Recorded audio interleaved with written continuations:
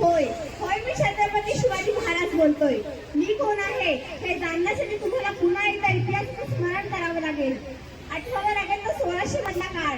इसवी सन 1600 मध्ये कसा होता महाराष्ट्रातील काळ, कसा होता महाराष्ट्रातील माणूस, कसा जगत होता, कसा भोगत होता. महाराष्ट्रातील घराखोळ्यांमध्ये यवनांचे राज्य होते. अरे केव्हा कधी यवनांची घोडी शेतातून उभ्या पिकाला आडवी करत, गावातील देवांचे कळस आणि अंगणात दिवस उद्ध्वस्त करत आई बहिणीची अब्रूनश्वर लुटली जात होती. पण कोणाच्या धमनात ताकद नव्हती की हाती तलवार घेऊन यौवनाचा नायनाट करावा. त्या यातना, त्या वेदना मात्र एकाच माऊलीला दिसत होत्या. ती माऊली म्हणजे माझी मासाहेब जिजाऊ. ती कळणच होती इथल्या गुलामगिरीचा अंधकार नष्ट करून स्वातंत्र्याचा प्रकाश निर्माण करण्यासाठी या माऊलीने 19 फेब्रुवारी 1630 रोजी या शिवसेनेला जन्म दिला. इतिहास आम्हाला शिवाजीमध्ये जीवाशी खेळणारा आणि जीवावर उदार होणारा राजा म्हणून ओळखतो. आम्ही विविध धर्मांच्या 18 पगड्याच्या लोकांना मराठा या नावाखाली एकत्र आणले. प्रत्येक माणसाला जगवलं, धावायला लावलं. धावणाऱ्या एका खंडावर स्वराज्याचं निशाण दिलं. ते स्वराज्य निर्माण केलं. ते इथून मागच्या पिढ्यांवर झालेल्या अत्याचाराचा बदला घेण्यासाठी आणि येणाऱ्या पुढील पिढ्यांच्या सुख समाधानासाठी. मासाहेब प्रत्येक माऊलीला सांगत होत्या, अन्यायाच्या जुलमात बुडाले अन्यायाच्या जुलमात बुडाले सह्याद्रीचे कडे, अन्यायाच्या जुलमात बुडाले सह्याद्रीचे कडे, धनधान्याची रास तुम्ही यौवनांची घोडे, रयतेमध्ये धुही माजली कुणीने राहिला वाली, चला हाती घ्या स्वातंत्र्याच्या मशाली. मर्दा घे हाती संहाराची तलवार आणि कर आलेल्या संकटावर तुवार, बघ होईल तुझ्या यशाचा साक्षात्कार. मासाहेबांच्या शब्दांनी प्रत्येक मावळा पेटून उठला आणि स्वराज्यासाठी लढायला आणि मरायला तयार झाला.